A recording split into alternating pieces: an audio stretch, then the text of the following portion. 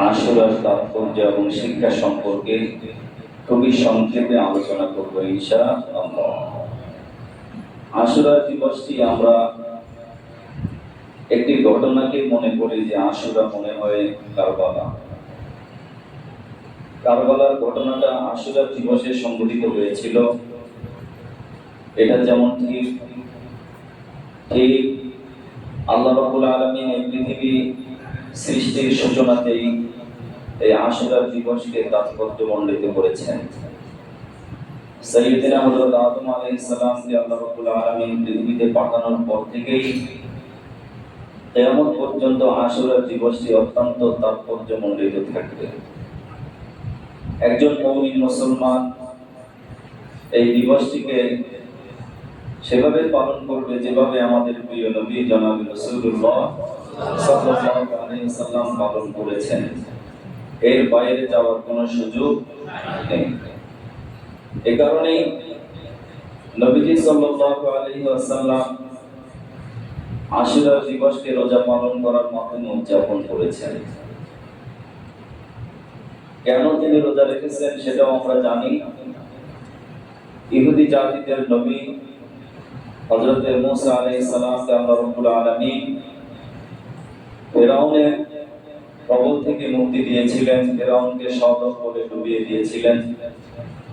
ফিরআউন তার 40,000, কোন কোন বর্ণনায় রয়েছে 1 লক্ষ বা 2 লক্ষ সৈন্য নিয়ে বাহারে কুলজুম, লোহিত সাগর, বর্তমানে যে সাগরটি রয়েছে সেখানে তারা আল্লাহ রাব্বুল আলামিনের শাস্তি স্বরূপ ডুবে মরেছে। হযরত মুসা আলাইহিস সালামকে আল্লাহ পাক মুক্তি দিয়েছিলেন।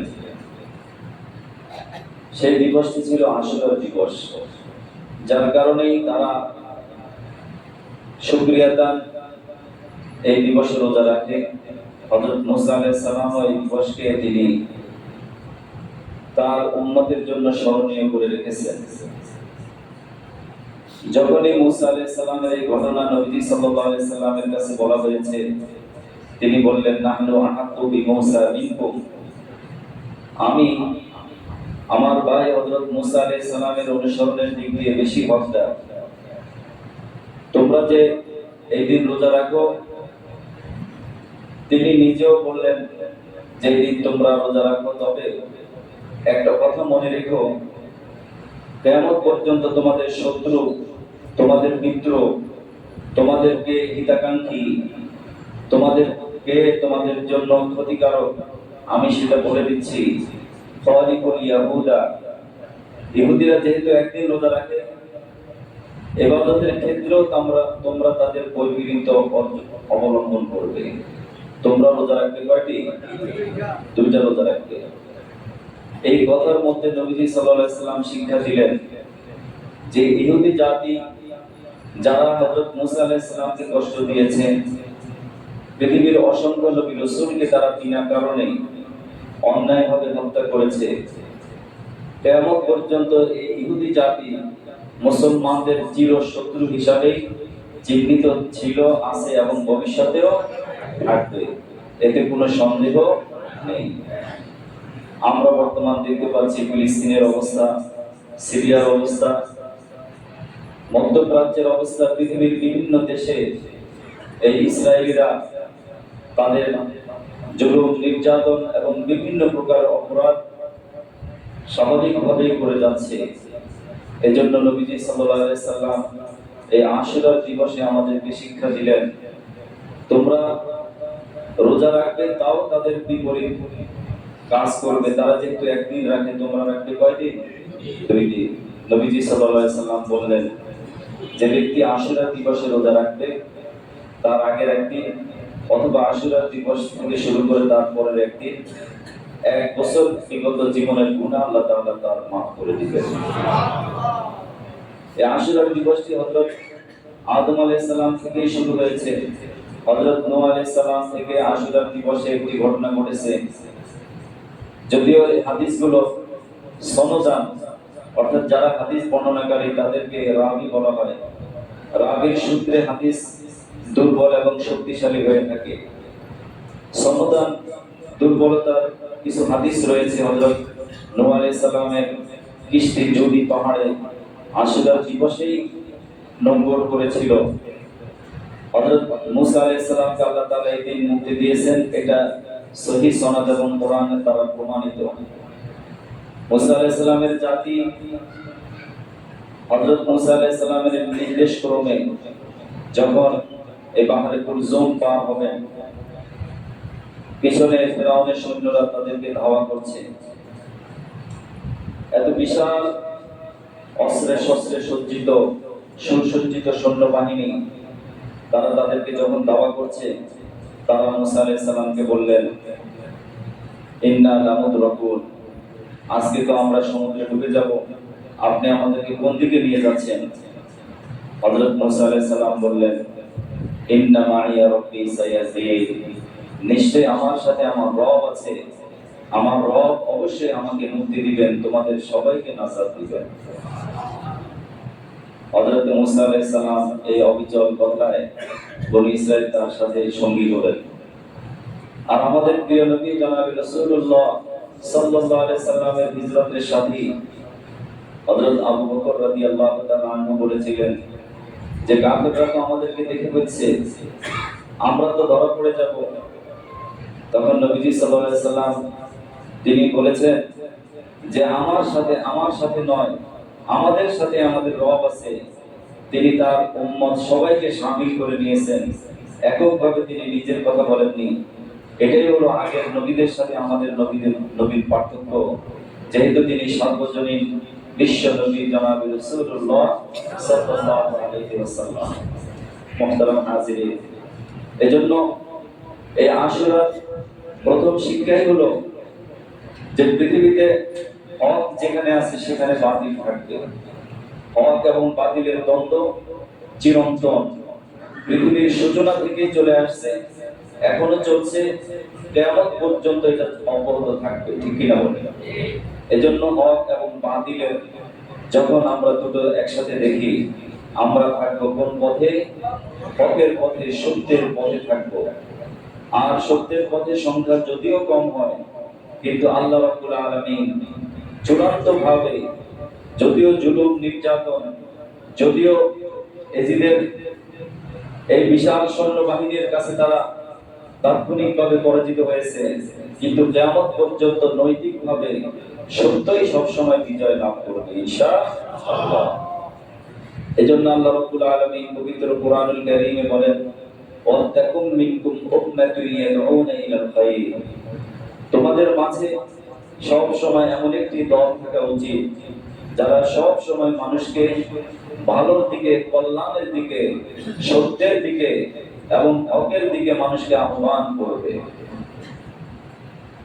ওয়ায়ামুরুনা বিল মারুফ, শুধুমাত্র আহ্বান করবে তা নয়, তাদের কাজ হলো যত ভালো কাজ আছে সব ভালো কাজের দিকে মানুষকে ডাকবে। ওয়ায়ানহাউনা আনিল মুনকার, সকল প্রকারের পরিহিত কাজ, অন্যায় কাজ থেকে মানুষকে বিরত রাখবে। তো একটি দল যাদের প্রথম কাজ হবে ইয়ামুরুনা বিল মারুফ, সৎ কাজের আদেশ করবে, ওয়ায়ানহাউনা আনিল মুনকার, এবং অসৎ কাজের কি করবে? নিষেধ করবে। যখনই আমি কোনো অসৎ কাজ দেখি, সবার আগে কি করব? অসৎ কাজ থেকে বাধা দিব।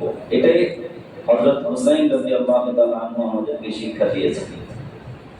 ঘটনা বিশাল বড় ঘটনা রয়েছে, অল্প সময়ে ঘটনা শেষ করা সম্ভব নয়। শুধুমাত্র এই আশুরা দিবসে 661 হিজরি এবং 10ই মুহররমে যে ঘটনা সংঘটিত হয়েছে, এই সংঘটিত ঘটনা থেকে আমাদের প্রথম শিক্ষাই হলো আমরা সব সময় সত্যের পক্ষে আহ্বানকারী হব ইনশাআল্লাহ। দ্বিতীয়ত, অন্যায়ের পথে আমাদের সাধ্য অনুযায়ী বাধা দানকারী হব। এই গেল 1 নম্বর। দ্বিতীয় নম্বর শিক্ষা, হযরতে হুসাইন রাদিয়াল্লাহু তাআলা আনহু, তার মর্যাদা, তার সম্মান, তার ইজ্জত, এই সম্পর্কে আমরা সবাই জানি যে তিনি নানা জানের সাথে এভাবে বিতর্কে লিপ্ত হয়েছেন।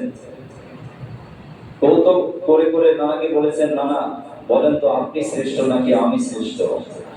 তখন নবীজি সাল্লাল্লাহু আলাইহি সাল্লাম কি বলেছেন যে আমি শ্রেষ্ঠ। নবীজি নিজেকে শ্রেষ্ঠ দাবি করেছেন। তখন তিনি যুক্তি পেশ করলেন, আচ্ছা আপনি কিভাবে শ্রেষ্ঠ হন দেখি, বলেন তো আপনার বাবাকে। তখন নবীজি বললেন আমার বাবা তো আব্দুল্লাহ। তো নবীজি তাকে জিজ্ঞেস করলেন তাহলে তোমার বাবা কে? তিনি বললেন আমার বাবা হলো শেরে খোদা হযরত আলী রাদিয়াল্লাহু তাআলা আনহু। এবার বলেন আপনার বাবার সম্মান বেশি না আমার বাবার সম্মান বেশি?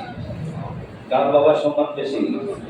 হযরত আলী রাদিয়াল্লাহু তাআলা আনহুর সম্মান বেশি। তিনি আবার বললেন আপনি বলেন তো আপনার মায়ের সম্মান বেশি না আমার মায়ের সম্মান বেশি? কার সম্মান বেশি?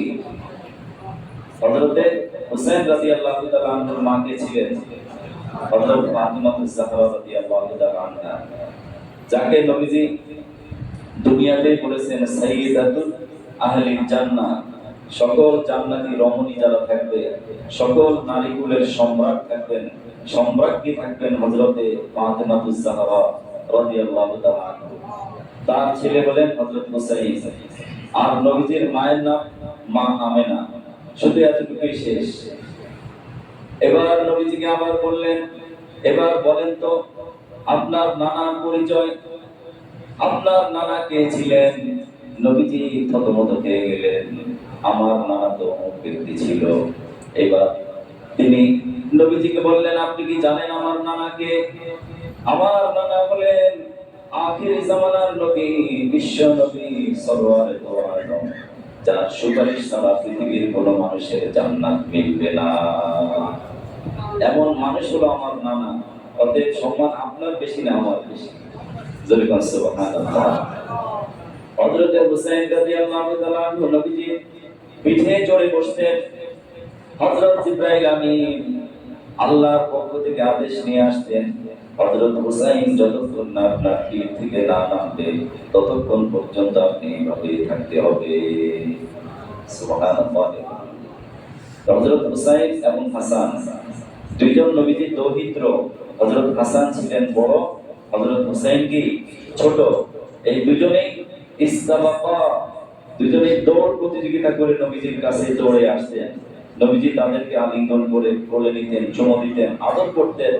এরকম আদরের দৌহিত্র হযরত হুসাইন রাদিয়াল্লাহু তাআলা আনহু, যার সম্পর্কে নবীজি সাল্লাল্লাহু আলাইহি সাল্লাম বলেছেন ইন্না হুসাইনান, হুসাইন আমার, আমি হুসাইনের, যে আমার এই হুসাইনকে কষ্ট দেয় সে আমি রাসূলকে যেন কষ্ট দেয়।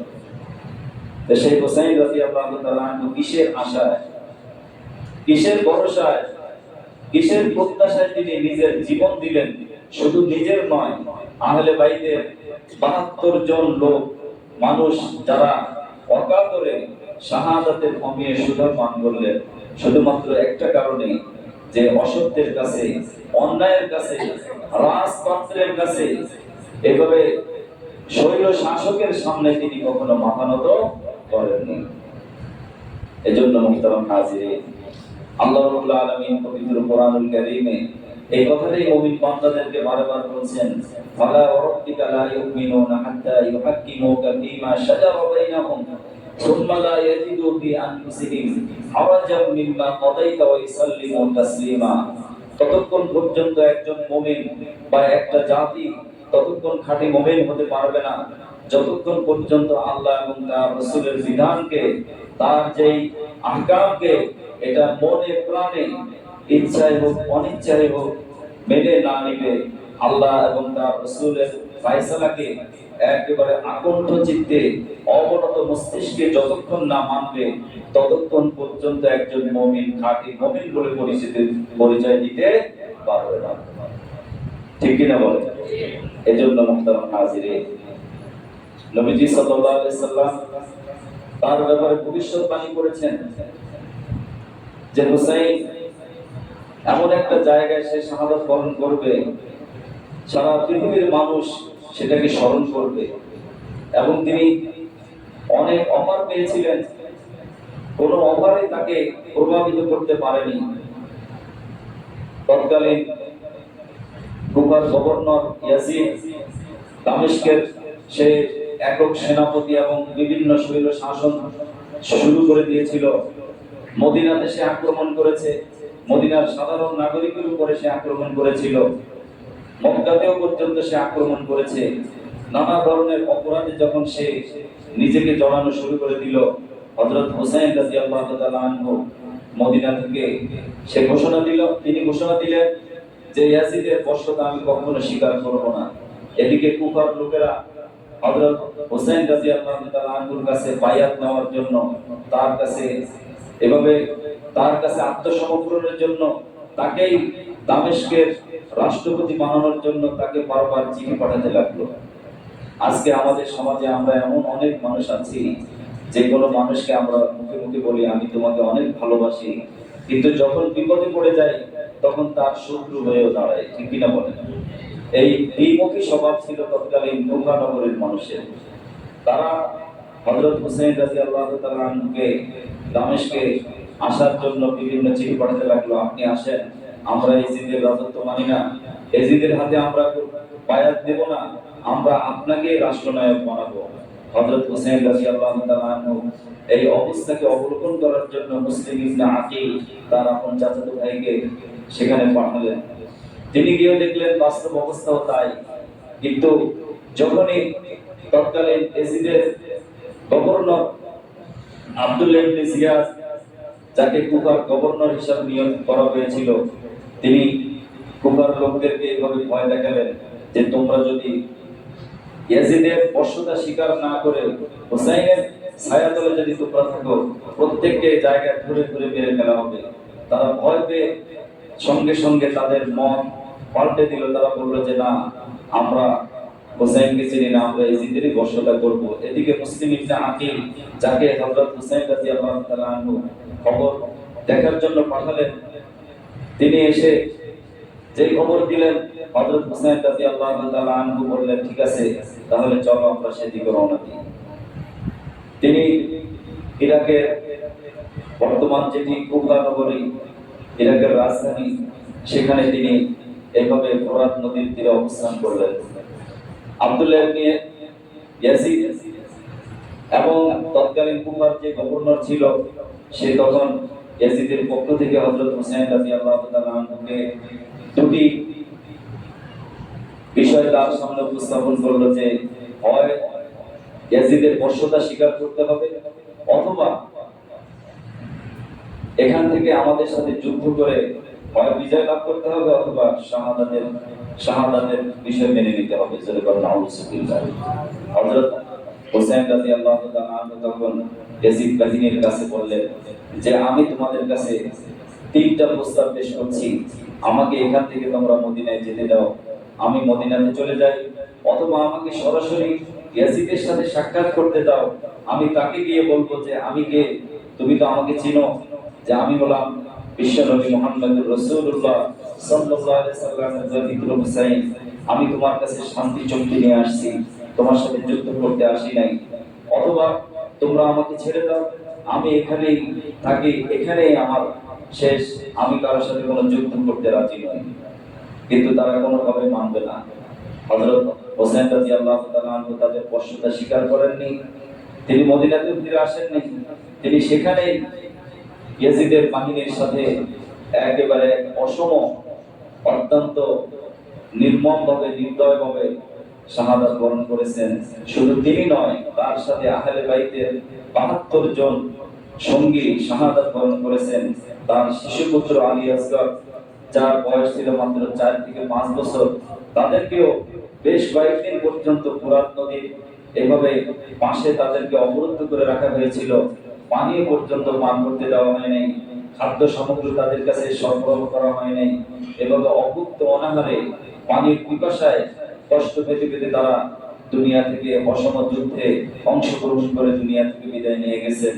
সারা বিশ্বের মানুষকে তারা এই মেসেজ দিয়েছেন যে পৃথিবীতে হক এবং বাতিলের দ্বন্দ্ব থাকবেই, এটা অবিনশ্বর, পৃথিবীর ইতিহাস এটাই। যখনই বাতিল ফিরাউনের স্বরূপে আসবে, আল্লাহ রাব্বুল আলামিন মুসা আলাইহিস সালামকে দুনিয়াতে পাঠিয়ে ফিরাউনকে পরাজিত করবেন, হযরত মুসা আলাইহিস সালামকে বিজয় দিবেন, ঠিক কিনা বলেন? ফিরাউনের কবর থেকে মিছে করিস ভয়, আল্লাহর মদদ থাকলে মুসার একাকী হয় জয়। ঠিক না?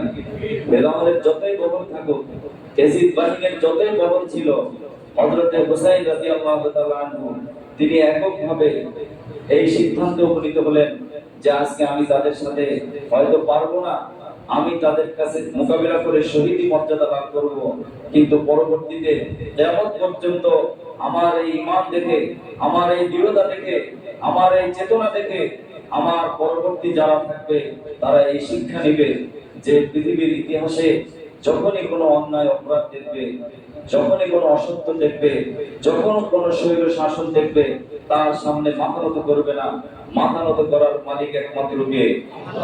আল্লাহ ছাড়া পৃথিবীর কোন শক্তির সামনে একজন মুসলমান মাথা নত করতে পারে না। এজন্য আল্লাহ রাব্বুল আলামিন বলেন, وَلْتَكُن مِّنكُمْ أُمَّةٌ يَدْعُونَ إِلَى الْخَيْرِ وَيَأْمُرُونَ بِالْمَعْرُوفِ وَيَنْهَوْنَ عَنِ الْمُنكَرِ। তোমাদের মধ্যে সব সময় কিয়ামত পর্যন্ত এমন একটা দল থাকা উচিত, যেই দল কোন প্রকারের প্রভাবে প্রভাবিত না হয়ে, কারোর দিকে মাথা না ঝুঁকিয়ে, কোন অন্যায় অপরাধের দিকে মাথা নত না করে, একমাত্র আল্লাহর উপর ভরসা করে সৎ কাজের আদেশ করবে এবং অসৎ কাজ থেকে বাধা দিবে। এই দলে আমাদের সবার যাওয়া উচিত কি উচিত না? বলেন, থাকা উচিত কি উচিত না আমাদের? এই দলেই আমাদের প্রকৃত সফলতা রয়েছে। এজন্য আল্লাহ রাব্বুল আলামিন বলেছেন, উলাইকা হুমুল মুফলিহুন।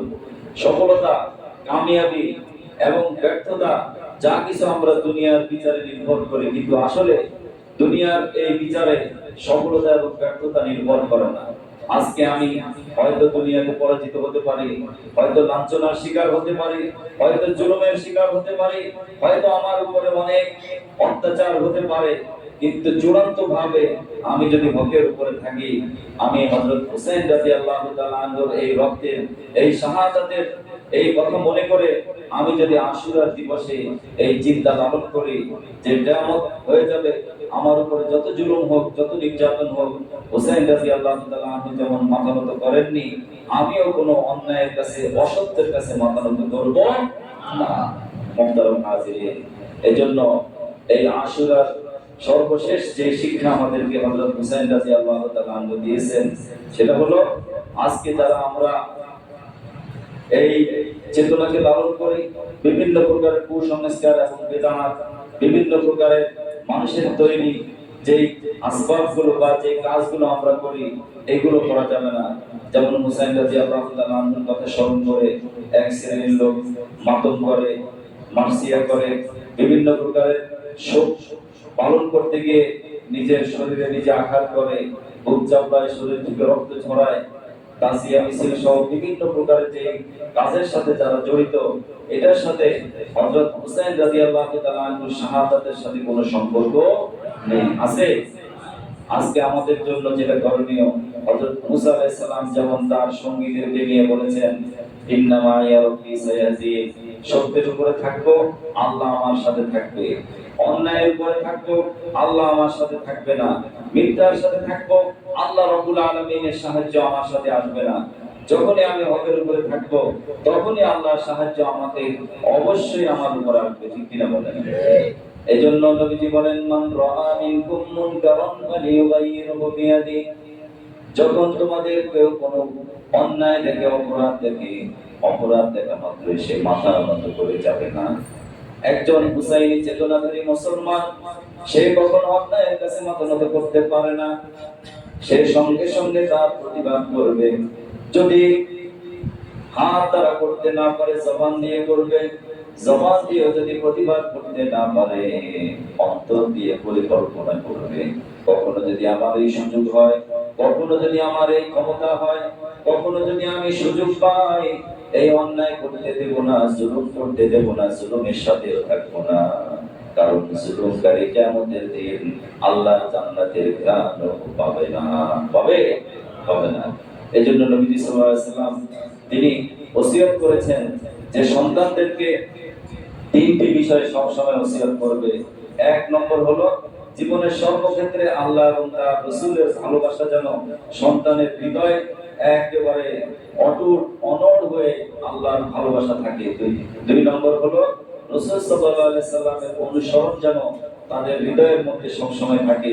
তিন নম্বর হলো দুনিয়া এবং আখিরাত দুটোর মোকাবেলায় যখন আখিরাত সামনে আসে, দুনিয়াকে প্রাধান্য না দিয়ে সব সময় আখিরাতকে যেন মুসলমানরা, সন্তানেরা, নবীজি সাল্লাল্লাহু আলাইহি সাল্লামের উম্মতেরা প্রাধান্য দেয়। এই তিনটা চেতনা যদি আজকে আমাদের মধ্যে বাস্তবায়ন হয়, তাহলে আশা করা যায় হযরত হুসাইন রাদিয়াল্লাহু তাআলা রক্ত দিয়ে তার আহলে বাইতরা শহীদ হয়ে আমাদেরকে যে শিক্ষা দিয়েছেন, কিয়ামত পর্যন্ত এই শিক্ষা যদি একজন মুসলমান লালন করে চলতে পারে, সে কখনো নামাজ ছাড়তে পারে না, সে কখনো অন্যায়ের কাছে মাথা নত করতে পারে না, সে কখনো অসত্যকে সমর্থন করতে পারে না, সে সব সময় হকের উপরে থাকবে, সত্যের উপরে থাকবে। আর আল্লাহ রাব্বুল আলামিন পবিত্র কোরআনুল কারীমে বলেন, যা আল হাক্কু ওয়া যাহাকাল বাতিল, দুনিয়াতে সত্য যখন আসবে তখন বাতিল দূরীভূত হবে, আর বাতিলের পরাজয় এটা সুনিশ্চিত, এটা একেবারে দিবালোকের মতো, দিন প্রহরের সূর্যের মতো বাতিল সব সময় পরাজিত হবেই। সত্য যদিও একজন আর বাতিল যদিও 100 জন, ওই 100 জনের মোকাবেলায় একজন ইমানদার আল্লাহর উপরে তাওয়াক্কুল প্রাপ্ত মুমিন সব সময় বিজয় লাভ করবে। এই শিক্ষা আমাদের জীবনে যেন আমরা বাস্তবায়ন করতে পারি। আল্লাহ রাব্বুল আলামিন আমাদের সবাইকে কবুল আর মঞ্জুর করে নেন। সবাই বলি আমিন। ওয়া আখিরু দাওয়ানা আলহামদুলিল্লাহি রাব্বিল আলামিন।